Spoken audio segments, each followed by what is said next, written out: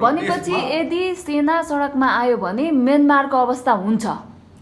अवश्य पनि। अब यसलाई यसरी हेरौँ, नेपाली सेना ज्यादै परिपक्व संस्था हो र यसले आफ्नो इतिहास निर्माणको क्रममा अनेक किसिमका आरोह अवरोह चाहिँ पार गरेर आजको यो अवस्थामा आएको हो। त्यस कारणले कुन बेलामा कस्तो किसिमको चाहिँ भूमिका निर्वाह गर्नुपर्छ भन्ने कुरामा यो संस्था सचेत छ। चाहिँ मैले उहाँहरूलाई चाहिँ गर्न खोजेको होइन, फेरि नेपाली जनताहरूले नै गर्ने हो। यहाँ जे जति गर्ने हो नेपाली जनताहरूले नै गर्ने हो। यो देशमा चाहिँ निर्णायक भूमिका भने नेपाली जनताहरूकै हो। दिउँसै चाहिँ रात पारेर जसरी चाहिँ नेपाली जनताहरूलाई चाहिँ झुक्याउने चाहिँ काम गर्दै आए र अब नेपाली जनताहरू चाहिँ एकदम सचेत हुनुपर्ने अवस्था आयो र यो देश के यी राजनीतिक दलका नेता बनाउँदाहरूका चाहिँ भाउको वीरता हो नम्बर 1 कुरो। के यिनीहरूको चाहिँ आमाको चाहिँ पेवा अथवा चाहिँ यो चाहिँ दाइजो हो? यदि होइन भने यो त 3 करोड नेपालीहरूको चाहिँ साझा घर त नेपाल हो नि। यहाँ कसैलाई पनि भद्रगोल गर्ने छुट त छैन। त्यो छुट दिने त हामी हो नि। र त्यो गाई जात्रा भने त अहिले दिनदिनै देख्न पाइन्छ। उहाँहरूकै बिचमा चाहिँ छ नि यो लडाइँ त। यो लडाइँ झगडा र यो अहिले सडक त उहाँहरूले नै कब्जा गरिरहनु भएको छ। एउटा कुरो, त्यही राज संस्थाले खोलेका चाहिँ अनेकौँ किसिमका चाहिँ उद्योग धन्दाहरूलाई यिनै अहिले चाहिँ यी छद्मवेशी राजनीतिक दलहरूका नेता कार्यकर्ताहरूले बेचेर खाएका हुन्। र अहिले देशमा जति पनि चाहिँ राजमार्गहरू चाहिँ बने त्यही चाहिँ राज संस्थाले बनाएको हो। र यो देशलाई अन्तर्राष्ट्रिय जगतमा चाहिँ संयुक्त राष्ट्र सङ्घको सदस्यता दिलाउने त्यही राज संस्था हो। र यो देशलाई असंलग्न राष्ट्रको चाहिँ लहरमा लगेर चाहिँ चिनाउने त्यही राज संस्था हो। त्यस कारणले अब You are watching latest Nepal. जर साहब नमस्कार। नमस्कार। आराम हुनुहुन्छ? हजुर ठिक छ। आदरणीय दर्शकबिन, तपाईँले स्क्रिनमा देखिसक्नु भएको छ पूर्व जर्नल रामकृष्ण थापालाई। आज हामी देशको समसामयिक विषयवस्तुमा विशेष कुराकानी गर्नेछौँ।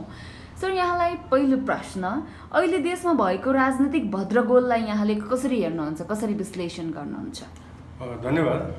यहाँले बहुत यो सान्दर्भिक प्रश्न राख्नुभयो। अब अहिले देशमा भइरहेको यो राजनीतिक भद्रगोललाई म चाहिँ ज्यादै सामान्य यो स्वाभाविक हिसाबमा लिन्छु। किनभने यो बीज रोपेर अमृत चाहिँ फल्दैन र हिजो हामीले छानेर पठाएका व्यक्तिहरूको पृष्ठभूमि, उहाँहरूको ज्ञान, सिप, क्षमता, अनुभव, योजना बनाउन सक्ने चाहिँ क्षमता, त्यसलाई चाहिँ कार्यान्वयन गर्न सक्ने क्षमतालाई मूल्याङ्कन गर्ने हो भने उहाँहरूले आजसम्म आउँदाखेरि आफूले जे जान्नुभएको थियो त्यही नै गर्नु। र उहाँहरूले के जान्नुभएको थियो भन्दाखेरि मान्छे मार्न जान्नुभएको थियो, देश बन्द गर्न जान्नुभएको थियो, सडक जाम गर्न जान्नुभएको थियो। यो गरिब देशले का जनताले खाइ नखाइ तिरेको करबाट चाहिँ राष्ट्रिय ढुकुटीमा जम्मा भएको पैसाबाट निर्मित चाहिँ भौतिक संरचनाहरू ध्वस्त गर्न जान्नुभएको थियो। र यो गरिब देशले 2 हात फैलाएर विदेशीहरूसँग ल्याएको पैसाबाट निर्मित भौतिक संरचनाहरू भत्काउन जान्नुभएको थियो। त्यस्तै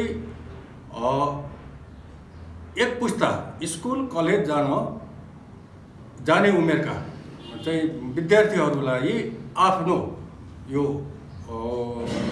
धनयुद्धमा चाहिँ समावेश गरेर लैजान र उहाँहरूको चाहिँ भविष्य अन्यल बनाउन चाहिँ जान्नुभएको थियो। भनेपछि त्यस्ता मान्छेहरू शासन सत्तामा पुगेपछि हुने त यही नै हो। र म यहाँ के भन्न चाहन्छु भने अब नेपाली जनताहरूले पनि धेरै कुराहरू चाहिँ बुझ्नुपर्ने बेला भयो। म के भन्छु भने यो देश के यी राजनीतिक दलका नेता बनाउँदाहरूका चाहिँ भाउको वीरता हो नम्बर 1 कुरो। के यिनीहरूको चाहिँ आमाको चाहिँ पेवा अथवा चाहिँ यो चाहिँ दाइजो हो? यदि होइन भने यो त 3 करोड नेपालीहरूको चाहिँ साझा घर त नेपाल हो नि। यहाँ कसैलाई पनि भद्रगोल गर्ने छुट त छैन। त्यो छुट दिने त हामी हो नि। र अब नेपाली जनताहरूले सोच्नुपर्ने बेला भयो। खाइ नखाइकन देशका जनताहरूले तिरेको करबाट काहीँ चाहिँ यो चाहिँ के अरे क्रिकेट रङ्गशाला बनाउने भनेका छन्। पहिलो कुरो देशको जनताहरूको चाहिँ आर्थिक स्थिति माथि पुर्याउनको लागि चाहिँ योगदान गर्ने हो कि चाहिँ यो क्रिकेट मैदान बनाउने हो। र अहिले चाहिँ यहाँ तपाईँको चाहिँ अहिले चाहिँ यो अहिले एमालेमा चाहिँ विभिन्न किसिमका चाहिँ व्यापारीहरूलाई चाहिँ हुल्ने काम भइराखेको छ। व्यापारीको काम चाहिँ व्यापार गर्ने हो कि राजनीति गर्ने हो? मैले त्यो जसले जुन क्षेत्रमा जसको चाहिँ क्षमता छ त्यही क्षेत्रमा त्यही मान्छेले चाहिँ त्यही काम गर्नुपर्ने भन्ने जस्तो लाग्छ मलाई। र हेर्नुहोस् त अहिले चाहिँ यी व्यापारीको भेषमा भएकाहरूले देशलाई तिर्नुपर्ने कर नतिरिकन तपाईँको त्यो एनसेलको कुरा गर्नुहोस्, त्यो ओम्नीको चाहिँ कुरा गर्नुहोस्, तपाईँको चाहिँ यी विभिन्न किसिमका चाहिँ यी काला भ्रष्टाचारीहरूको चाहिँ हेर्नुहोस् त यहाँ गतिविधिहरू। र जुन चाहिँ अहिले चाहिँ यो देशमा त तपाईँको चाहिँ गुन्डा डन तस्करी माफिया कालोबजारी भ्रष्टाचारी यो चाहिँ कार्टेलिङवाला सिन्डिकेटवाला अनि यो चाहिँ राष्ट्रिय चाहिँ प्राकृतिक स्रोत साधनहरू दोहन गर्नेहरूकै चाहिँ राज चलिरहेको छ भनेपछि यो अवस्थामा यो देश चाहिँ यो भद्रगोलमा नभएदेखि के हुन्छ त? र नेपाली जनताहरूले सोच्ने बेला भयो। अब हामीले चाहिँ नसोच्ने हो भने यो चाहिँ कालान्तरसम्म यही किसिमका चाहिँ अन्यल अस्थिरताको उसमा चाहिँ हामी जगडिरहन्छौँ। नेपालको यो अवस्था ल्याउनका लागि छिमेकी क्षेत्रीय शक्तिहरू अन्तर्राष्ट्रिय शक्तिको ठुलो चलखेल छ भन्छन् नि, कस्तो लाग्छ यहाँलाई? तपाईँले यो पनि ज्यादै सन्दर्भिक कुरा गर्नुभयो। हेर्नुहोस्, मैले अघि भर्खरै मात्रै यहाँलाई चाहिँ निवेदन गरेँ, जब आफ्नो क्षमता आफ्नो योग्यता आफूले गर्न सक्ने नभएपछि त्यस्ता मान्छेले गुहार्ने भने विदेशीलाई हो। र जसले आफ्नो खुट्टामा चाहिँ उसको खुट्टा दह्रो छैन त्यसले चाहिँ बैशाखी खोज्ने हो। र त्यस्तै अहिले यी हाम्रा देशका चाहिँ जुन गैर जिम्मेवार चाहिँ नेता बनाउँदाहरू चाहिँ जुन छन्, यिनीहरूलाई आफ्नो देशप्रतिको चाहिँ जिम्मेवारी भनेको के हो, मैले जनताप्रति चाहिँ गर्नुपर्ने के हो भन्ने कुरो त उहाँहरूलाई चाहिँ चेत त छैन। एन प्रकारेण जसरी होस्, साम दाम दण्ड भेद जसरी होस् चाहिँ सत्तामा पुग्नु पर्यो। र सत्तामा पुग्नको लागि पनि नेपाली जनताले नै हो नि उहाँहरूलाई चाहिँ अहिले चुनावमा चाहिँ जिताइदिएर पठाएको त। तर उहाँलाई त्यसमा नेपाली जनताहरूप्रति विश्वास त छैन। नभएको कारणले चाहिँ के भयो त, विदेशीहरूको चाहिँ सामु गएर चाहिँ लम्बसार पर्न थाल्नुभयो। र अब यही सिलसिलामा अब जब विदेशीहरूको अगाडि तम शरणम भनेर चाहिँ लम्बसार पर्न गइसकेपछि अवश्य पनि उनीहरूले पनि आफ्नो राष्ट्रिय स्वार्थलाई विचार गरेर चाहिँ निर्देशन दिने भने चाहिँ स्वाभाविकै हो। जस्तै अब तपाईँको चाहिँ अहिले हामीले कुरा गर्दाखेरि अब अहिले चाहिँ एक थरीका मान्छेहरू एक थरीकाले चाहिँ के भन्ने गरेका छन् भने यो 62-63 चाहिँ जुन परिवर्तन हो यो त चाहिँ कालो चाहिँ यो हामीले गरेको यो चाहिँ आकाश पाताल जोड्ने चाहिँ काम गरिराखेका छन्। अब यसैलाई चाहिँ हामीले चाहिँ के भन्दै आएका छौँ भने यो देशलाई आज यो अन्यल यो अस्थिरता यो विकृति विसङ्गतिमा ल्याउने एउटै मात्रै कारण भनेको त्यही 62-63 नै हो भन्ने मलाई लाग्छ। यसको सन्दर्भमा चाहिँ विदेशीहरूको चाहिँ के इन्ट्रेस्ट थियो, विदेशीहरूले चाहिँ के गरे त भन्ने सम्बन्धमा अब हेर्नुहोस्, अब नेपालमा जुन राज संस्था थियो, राज संस्थालाई विस्थापित नगरेसम्म चाहिँ नेपालमा अहिले भएको चाहिँ विकृति विसङ्गति ल्याउन सकिन्न। त्यो आधारमा हाम्रो छिमेकी राष्ट्र दक्षिणको छिमेकी राष्ट्रको तत्कालीन अवस्थामा सत्तासीन दलमा भएकाहरूले र चाहिँ युरोपियन युनियनले चाहिँ राज संस्थालाई चाहिँ विस्थापित गर्ने काम गरे। र त्यसपछि त्यति गरिसकेपछि के भयो भने यो नेपालमा जुन हाम्रो चाहिँ परापूर्वकालदेखि जुन नेपाली बीच अनेकतामा एकता भनेर चाहिँ एउटा मिलेर बसेको चाहिँ समाज थियो, त्यो मिलेर बसेको चाहिँ समाजलाई फुटाउन सकिन्छ भन्ने हिसाबमा चाहिँ यो गरियो। र अब यसमा तपाईँको जुन अहिले चाहिँ धर्मावलम्बीको हिसाबमा भनौँ, जात जातिको विषयमा भनौँ, अथवा चाहिँ तपाईँको चाहिँ यो भाषाभाषीको विषयमा भनौँ, वेशभूषाको हिसाबमा भनौँ, तपाईँको क्षेत्रीयताको हिसाबमा भनौँ, अथवा चाहिँ प्रादेशिकताको हिसाबमा भनौँ, अहिले नेपालीहरूलाई चाहिँ यो चाहिँ फुटाउने काम चाहिँ भइराखेको छ। त्यो चाहिँ विदेशीहरूको र त्यसमा चाहिँ विशेष गरेर म चाहिँ युरोपियन युनियनको चाहिँ यसमा हात छ भनेर भन्न हिचकिचाउँदैन। र तेस्रो कुरो र तपाईँको चाहिँ यो संहिताको कुरो, यो संहिताको कुरो भनेको हेर्नुहोस् त, यो संहिता भने जब 3 करोड जनसङ्ख्या भएको देशमा किन चाहियो यो संहिता भने? यो संहिता भने चाहिँ के भने यो देशलाई अघि मैले चाहिँ उल्लेख गरेका जस्तै तपाईँको धर्मावलम्बीको बिचमा, जात जातिको बिचमा, भाषाभाषीको बिचमा, वेशभूषाको बिचमा, तपाईँको क्षेत्रीयता प्रादेशिकताको आधारमा नेपाललाई चाहिँ चिराचिरामा विभाजन गर्ने र त्यो चिराचिरामा विभाजन गरिसकेपछि नेपाल चाहिँ सधैँ अस्थिरता हुन्छ नेपालमा। त्यो अस्थिरता भइसकेपछि चाहिँ यहाँ चाहिँ अन्तर्राष्ट्रिय चलखेलको लागि चाहिँ बाटो खुल्छ। त्यो बाटो खुल्ने भएपछि चाहिँ अहिले तपाईँलाई थाहा छ, अहिले चाहिँ अबको शताब्दी, अब 21औं शताब्दीदेखिको चाहिँ शताब्दी भनेको एसियन शताब्दी भनेर चाहिँ भन्छन्। र त्यही सिलसिलामा अहिले चाहिँ हाम्रो उत्तरी मित्र राष्ट्र चाहिँ धेरै अगाडि बढिसकेको परिस्थिति छ। र अब यो परिस्थितिमा चीनलाई चाहिँ कसरी चाहिँ त्यो चाहिँ यो विश्वको चाहिँ महाशक्ति राष्ट्रबाट हुनबाट चाहिँ पछि धकेल्ने त भनेपछि यिनै चाहिँ यी चाहिँ पश्चिमा शक्तिहरू चाहिँ यसमा चाहिँ लागिरहेका छन्। र यो लाग्ने भनेको चाहिँ उनीहरूको लागि चाहिँ एउटा उर्वर भूमि भनेको चाहिँ नेपालमा सधैँ अस्थिरता मचाउन सकियो भने चाहिँ यो अन्तर्राष्ट्रिय चलखेलको लागि चाहिँ उर्वर भूमि हुन्छ भन्ने चाहिँ कुरा हो। र त्यस कारणले गर्दाखेरि यसमा हामी ज्यादै सचेत हुन जरुरी छ। र फेरि पनि म भन्छु, यो हाम्रा चाहिँ देशका यी नेता बनिनेहरू गैर जिम्मेवार व्यक्तिहरूको कारणबाट यो अवस्था निम्तिएको हो। यिनीहरूको भनेको तपाईँलाई थाहा छँदैछ, केन प्रकारेण जसरी हुन्छ सत्तामा टिकिराख्ने, त्यसैले यो अवस्था यो चाहिँ ज्यादै कठिन अवस्थामा हामी छौँ। र केही समय अगाडि त राजा ल्याऊ देश बचाऊ, राजा आऊ देश बचाऊ जस्ता चाहिँ नाराहरू अलि धेरै सुनिन्थे होइन, कोरोनाकै बेला पनि सुनिएको हो। अहिले चाहिँ के यो अभियान हराउन लागेको हो कि अथवा भित्री केही चलखेल भइरहेको छ कि किन यस्तो भइरहेको छ? यस्तो अब अहिले त मैदान त कि अहिले त्यो सत्तामै भएकाहरूले नै अहिले मैदान त उहाँहरूले नै कब्जा गर्नुभएको छ। अहिले त्यो मैदानमा त हामी जानुपर्ने अवस्था पनि देखिएन। उहाँहरूकै चाहिँ अहिले यो चाहिँ नेपालमा त हामीले गाई जात्रा भने त खालि साउन भदौमा हेर्थ्यौँ, र त्यो गाई जात्रा भने त अहिले दिनदिनै देख्न पाइन्छ। उहाँहरूकै बिचमा चाहिँ छ नि यो लडाइँ त, यो लडाइँ झगडा र यो अहिले सडक त उहाँहरूले नै कब्जा गरिरहनु भएको छ, एउटा कुरो। दोस्रो कुरो जुन तपाईँको चाहिँ एउटा चाहिँ प्रमुख विपक्षी दल लगायतका चाहिँ विपक्षी दलहरू चाहिँ जुन छ तिनीहरूले पनि चाहिँ एउटा उहाँहरूले चाहिँ निर्वाह गर्नुपर्ने भूमिका निर्वाह गर्नुभएको छैन। र अहिले चाहिँ अब मैले के भन्छु भने अहिले चाहिँ यो पूर्व के अरे यो उसको सम्बन्धमा राजावादी भन्नुभयो। अब यो चाहिँ राजावादी भन्दा पनि राज संस्था चाहिँ चाहिन्छ नेपालमा भन्ने जति छन् उहाँहरू अहिले चाहिँ यो तयारीको सिलसिलामा आफू सङ्गठित हुने सिलसिलामा चाहिँ जुटिरहनु भएको छ। र अहिले हिजो छाडे अस्ति मात्रै पनि यहाँलाई कतिको याद छ, उसमा के अरे पाटनमा एउटा नेवा समुदायबाट धेरै ठुलो चाहिँ कार्यक्रम चाहिँ गरियो। र यस्ता कार्यक्रमहरू अहिले विभिन्न ठाउँमा भइरहेका छन्। र अहिले भएका चाहिँ यिनै विभिन्न अभियानहरूमध्येमा एउटा अभियानमा म स्वयं पनि एउटा अभियानमा छु।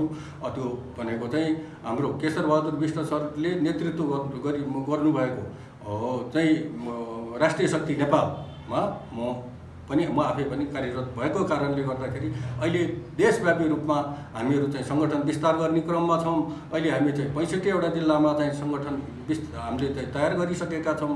र अब सम्भवतः छिटै हामीले ठुलो एउटा कार्यक्रम चाहिँ गर्दैछौँ। र म चाहिँ आम नेपाली जनताहरूलाई यो चाहिँ हाम्रो कार्यक्रममा साथ सहयोग दिनको लागि चाहिँ हार्दिक अनुरोध पनि गर्दछु। र यो चाहिँ अब हाम्रो राष्ट्रिय शक्ति नेपालले लिएको एजेन्डाको बारेमा पनि केही भन्ने चाहिँ मलाई मन लाग्यो। अब अहिले राष्ट्रिय शक्ति नेपालले चाहिँ 3टा मात्रै 3टा चाहिँ एजेन्डा उठाएको छ। त्यो 3टा एजेन्डा भनेको यसलाई चाहिँ एउटै मात्रै भन्दाखेरि चाहिँ नेपालको संविधान 2072 को खारेजी अथवा यसलाई चाहिँ पृथक पृथक हिसाबमा भन्ने हो भने नेपालमा राज संस्थाको पुनर्स्थापना, पहिचान सहितको वैदिक सनातन हिन्दू राज्य र संहिताको खारेजी। दिउँसै चाहिँ रात पारेर जसरी चाहिँ नेपाली जनताहरूलाई चाहिँ झुक्याउने चाहिँ काम गर्दै आए र अब नेपाली जनताहरू चाहिँ एकदम सचेत हुनुपर्ने अवस्था आयो र अहिलेको अवस्थामा यहाँहरूलाई चाहिँ अवश्य पनि हामीहरूको भन्दा यहाँहरूको चाहिँ यो सञ्चारमा चाहिँ पहुँच ज्यादै छ। त्यस कारणले यहाँहरूले चाहिँ याद गर्नुभयो होला हिजोको दिनमा चाहिँ यो राज संस्थाको विषयमा यो चाहिँ पहिचान सहितको चाहिँ हाम्रो सनातन हिन्दू धर्मको सम्बन्धमा अथवा चाहिँ संहिताको विषयमा हिजोको भन्दा आज चाहिँ तपाईँको मेचीदेखि महाकालीसम्म, हिमालदेखि चाहिँ तराईसम्म चाहिँ आवाज चाहिँ दिन दुगुना रात चौगुनाको दरले चाहिँ यो भड्किरहेको छ। त्यस कारणले यो राज संस्थावादीहरूको चाहिँ आन्दोलन भनौँ अथवा चाहिँ यो गतिविधिहरू घटेको छैन। यो चाहिँ अब भविष्यमा चाहिँ सशक्त रूपमा प्रस्तुत हुनको लागि गर्नुपर्ने पूर्व तयारीको चाहिँ अवस्थामा छौँ हामी। तपाईँ पूर्व जर्नेल हुनुहुन्छ, त्यो हिसाबले हेर्दाखेरि चाहिँ देश यस्तो भद्रगोल अवस्थामा हुँदा पनि सेना चाहिँ किन चुप लागेर बसेको होला? यो देशव्यापी गुनासो पनि सुनिन थालेको छ अचेल। धन्यवाद। अब नेपालको संविधानले नेपाली सेनालाई निश्चित जिम्मेवारीहरू तोकेको छ। त्यसमा सबभन्दा पहिला चाहिँ देशको सार्वभौम सत्ताको सुरक्षा, भौगोलिक अखण्डता, राष्ट्रिय एकता, स्वाभिमान, स्वतन्त्रता जस्ता कुराहरू चाहिँ यो नेपाली सेनाले निर्वाह गर्नुपर्ने प्रमुख भूमिकाहरू हुन्। र यो सम्बन्धमा हुन त म अहिले सेनाबाट चाहिँ बाहिरिसकेको पनि धेरै वर्ष भइसक्यो र म अहिले चाहिँ नेपाली सेनाको प्रवक्ता पनि होइन र नभए तापनि म नेपाली सेनामा रहँदा चाहिँ नेपाली सेनाको सम्बन्धमा हाम्रो के सोच हुन्थ्यो, हामीले चाहिँ के किसिमको हाम्रो तयारी हुन्थ्यो भन्ने सम्बन्धमा चाहिँ अवश्य पनि यी कुराहरू अहिले देशमा भइरहेका चाहिँ यस्ता किसिमका विकृति विसङ्गतिलाई चाहिँ नेपाली सेनाले राम्रोसँग निहालिरहेको छ र उसले भविष्यमा चाहिँ निर्वाह गर्नुपर्ने भूमिकाको सम्बन्धमा पनि सचेत छ भन्ने विषयमा म निश्चिन्त छु। र म के पनि आम नेपाली नागरिकलाई चाहिँ जानकारी दिलाउन चाहन्छु अथवा स्मरण गराउन चाहन्छु भने नेपाली सेना कहिले पनि नेपाली जनताको इच्छा र चाहना विपरीत चलेको छैन। त्यस कारणले नेपाली जनताको इच्छा चाहनालाई यसले सदैव चाहिँ सम्मान गर्दछ। र अब रह्यो कुरो अर्को, यहाँ एक थरी चाहिँ विद्वान भनाउँदाहरूले एक थरी चाहिँ यो समाजका चाहिँ भडुवा तत्त्वहरूले चाहिँ के पनि भन्दै आएका छन् भने नेपाली सेना चाहिँ के हेरेर बसेको छ, नेपाली सेना चाहिँ किन सडकमा आएन, अहिले देशमा यत्रो भद्रगोल भएसम्म पनि किन सेना चाहिँ टुलु हेरेर बसिरहेको छ भनेर नेपाली सेनालाई अहिले चाहिँ विवादमा र अहिले चाहिँ जबरजस्त रूपमा चाहिँ सडकमा चाहिँ निस्कियोस् भन्ने किसिमका दुष्प्रयासहरू पनि गरिरहेका छन्। तर म उहाँहरूलाई चाहिँ के भन्न चाहन्छु भने नेपाली सेना ज्यादै परिपक्व संस्था हो र यसले आफ्नो इतिहास निर्माणको क्रममा अनेक किसिमका आरोह अवरोह चाहिँ पार गरेर आजको यो अवस्थामा आएको हो। त्यस कारणले कुन बेलामा कस्तो किसिमको चाहिँ भूमिका निर्वाह गर्नुपर्छ भन्ने कुरामा यो संस्था सचेत छ।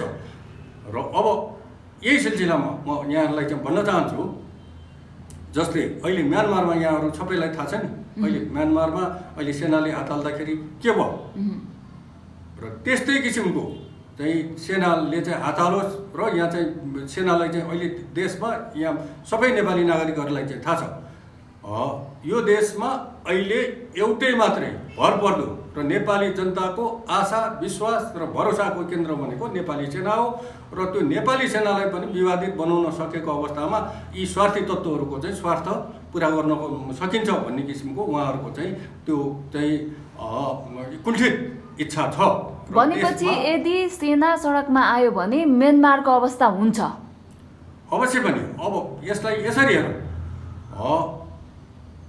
म्यानमारको यो चाहिँ अहिलेको अवस्थामा चाहिँ नम्बर 1 कुरो त म नेपाली नागरिकलाई नै चाहिँ सोध्न चाहन्छु, नेपाली नागरिकले चाहिँ सेनालाई सडकमा आउनको लागि चाहिँ के गर्नुभयो आजसम्म? पहिला चाहिँ नेपाली नागरिकले चाहिँ हामीले आफूले चाहिँ निर्वाह गर्नुपर्ने भूमिका चाहिँ निर्वाह गऱ्यौँ कि गरेनौँ?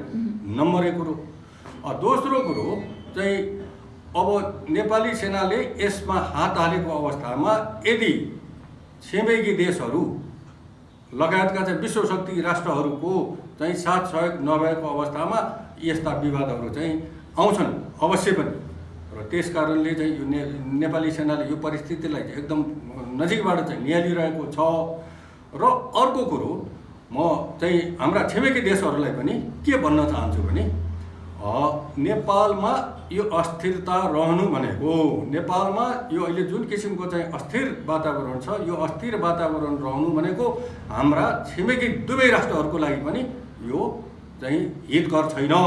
त्यस कारणले यो परिस्थितिबाट चाहिँ बाहिर निकाल्नको लागि उहाँहरूको पनि सक्रिय चाहिँ भूमिकाको चाहिँ आवश्यकता छ भन्ने चाहिँ सम्बन्धमा म चाहिँ निश्चिन्त छु।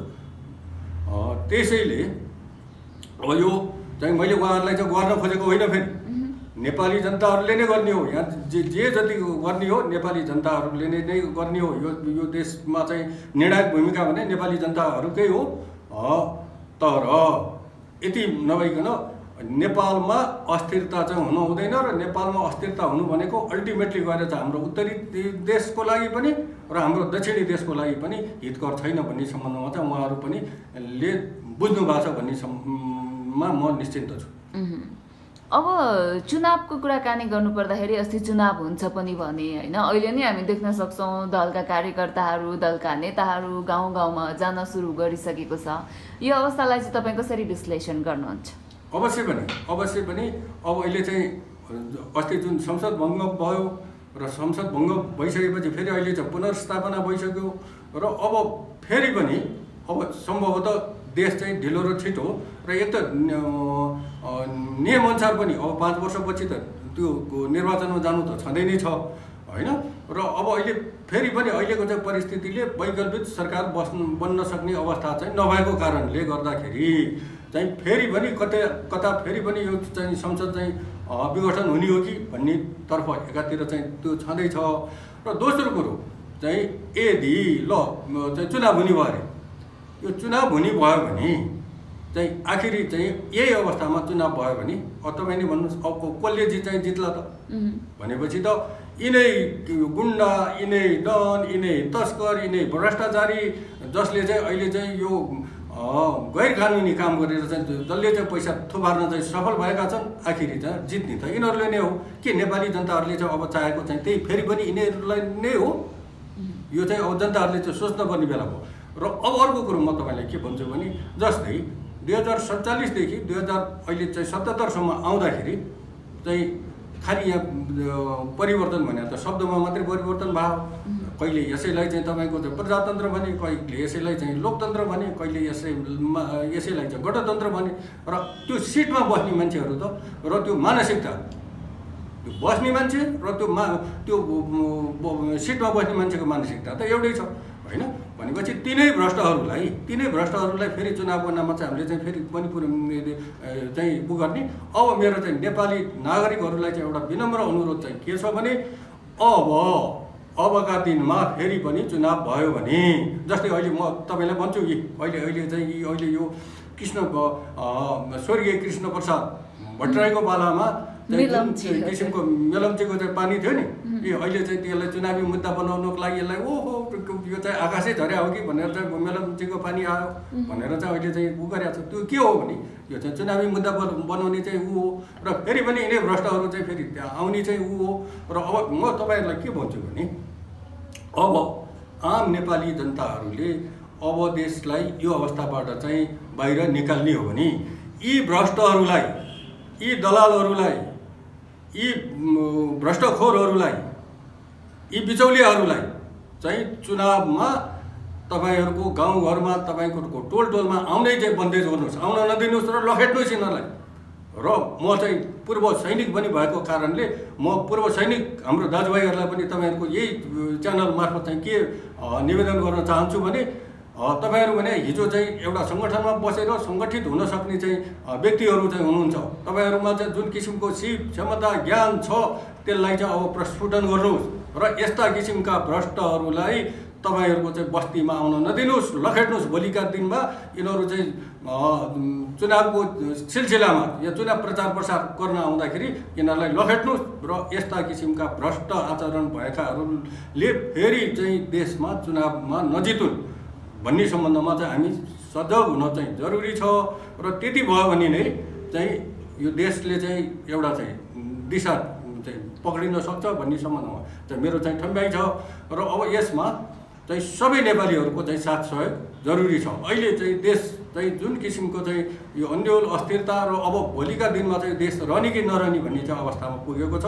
त्यस कारणले गर्दाखेरि जुन हिजोका दिनमा हाम्रा चाहिँ पिता पुर्खाहरूले चाहिँ यो देशलाई चाहिँ एकीकरण गरेर चाहिँ विश्वमा एउटा चाहिँ स्वतन्त्र राष्ट्र, स्वतन्त्र एकमात्र वैदिक सनातन हिन्दू धर्म को चाहिँ पहिचान स्थापित गर्नुभएको थियो र त्यसलाई चाहिँ आज चाहिँ कुठाराघात गरेर यसलाई चाहिँ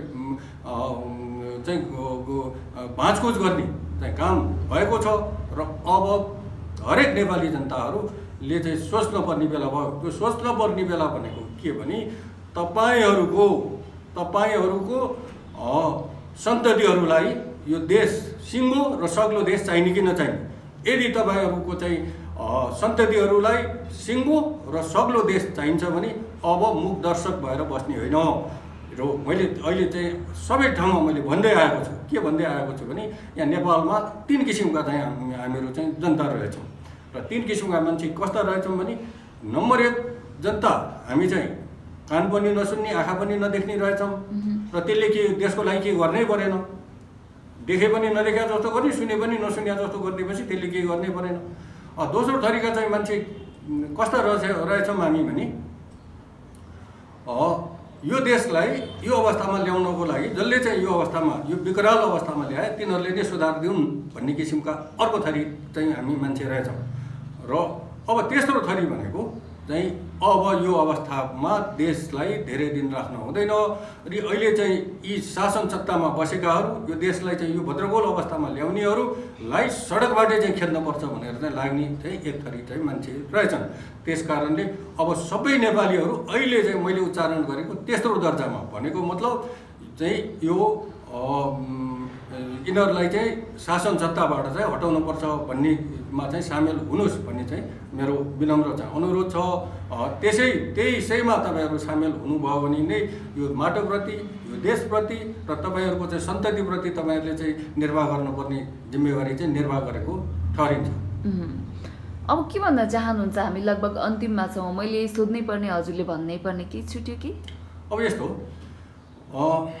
मेरो भन्नै पर्ने कुरा चाहिँ के भने हाम्रो नेपाली दाजुभाइहरू, दिदीबहिनीहरू जो चाहिँ तपाईँहरूको उमेरका छन्, अहिले चाहिँ करिब तपाईँको चाहिँ 35 वर्षभन्दा मुनिका चाहिँ नेपाली दाजुभाइ दिदीबहिनीहरू चाहिँ जो हुनुहुन्छ उहाँहरूले नेपालमा चाहिँ हिजोको अवस्था के थियो भनेर चाहिँ राम्रोसँग बुझ्नुभएको छैन र हिजोको दिनमा चाहिँ राज संस्थाको विषयमा जुन विष वमन गरियो र यो जेनेरेसनलाई जसरी चाहिँ यो राज संस्थाको बारेमा चाहिँ चाहिँदो नचाहिँदो अफवाहहरू चाहिँ फैलाइयो त्यो चाहिँ गलत थियो।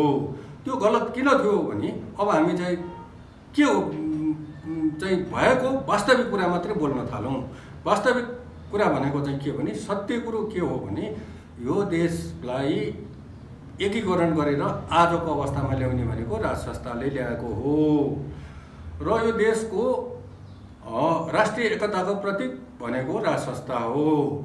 यो देश र जनताको संरक्षक र अभिभावक भनेको राज संस्था हो र यो देशमा तत्कालीन अवस्थामा को चाहिँ आर्थिक अवस्थाले धानेसम्म चाहिँ जति पनि उद्योग धन्दाहरू चाहिँ देशमा खुले त्यो खोल्ने त्यही राज संस्था हो र त्यही राज संस्थाले खोलेका चाहिँ अनेकौं किसिमका चाहिँ उद्योग धन्दाहरूलाई यिनै अहिले चाहिँ यी छद्मवेशी राजनीतिक दलहरूका नेता कार्यकर्ताहरूले बेचेर खाएका हुन् र अहिले यो देशमा जति पनि चाहिँ राजमार्गहरू चाहिँ बने त्यही चाहिँ राज संस्थाले बनाएको हो र यो देशलाई अन्तर्राष्ट्रिय जगतमा चाहिँ संयुक्त राष्ट्रसङ्घको सदस्यता दिलाउने त्यही राज संस्था हो र यो देशलाई असंलग्न राष्ट्रको चाहिँ लहरमा लगेर चाहिँ चिनाउने त्यही राज संस्था हो। त्यस कारणले अब यो राज संस्था चाहिँ नेपालको लागि चाहिँ अपरिहार्य छ र यो कुरो आम नेपाली जनताहरूले बुझ्न जरुरी छ। र अर्को कुरो जुन हामीहरूको चाहिँ वैदिक सनातन पहिचान सहितको वैदिक सनातन हिन्दू राष्ट्र हामीले चाहिँ भनेका छौँ। हेर्नुहोस् अहिले संसारमा जति पनि देशहरू छन् तिनीहरूको आफ्नो किसिमको चाहिँ छुट्टै पहिचान छ र संसारमै एउटै मात्र हिन्दू राष्ट्र जुन हाम्रो चाहिँ एउटा पहिचान थियो त्यो पहिचान पनि मेट्ने काम भयो र यो देश चाहिँ वैदिक सनातन हिन्दू राष्ट्र भएको अवस्थामा चाहिँ एउटा आर्थिक हिसाबले पनि तपाईँको चाहिँ यो चाहिँ धार्मिक पर्यटकको चाहिँ आवागमनले नै मात्रै पनि यो देशको चाहिँ हाम्रो अर्थव्यवस्था चाहिँ माथि जान्छ। त्यो कुरो नेपाली जनताले बुझ्न जरुरी छ।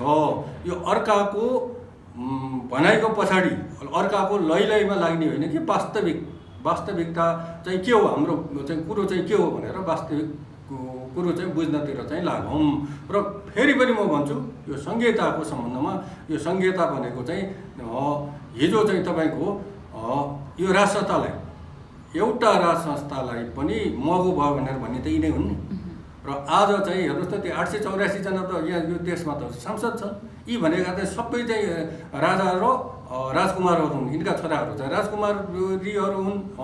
यिनीहरूको चाहिँ श्रीमतीहरू चाहिँ महारानीहरू हुन् होइन। भनेपछि यस्ता चाहिँ महारानीहरू यी राजकुमारहरू कति भए आज हेर्नुहोस् त। ल त्यसले गर्दाखेरि के यो चाहिँ नेपाली जनताले खाइ नखाइ तिरेको करबाट चाहिँ यिनीहरूलाई हामीले पालेर राखेको नि। त्यस कारणले यो धान्न सकिँदैन।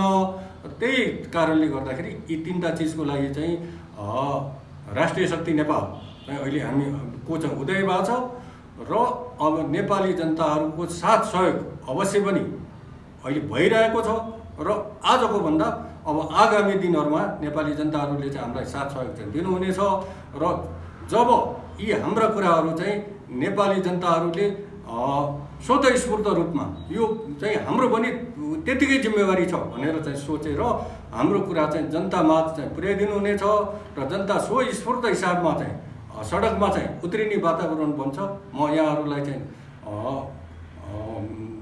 विश्वास दिलाउन चाहन्छु 2 हप्ता पनि यो भ्रष्टाचारी यो दलाल यो चाहिँ बिचौलिया र यो चाहिँ यीको चाहिँ सत्ता टिक्दैन, ढल्छ र त्यसपछि चाहिँ नेपाल सुनौलो नेपालको चाहिँ सुरुवात हुन्छ भन्दै म चाहिँ फेरि पनि अब भविष्यमा तपाईसँग र आम दर्शकहरूसँग भेटघाट गर्ने बाचा गर्दै बिदा हुन चाहन्छु। पक्कै पनि हामी विभिन्न विषयमा कुराकानी गर्नेछौँ। हवस् त, धन्यवाद यहाँलाई।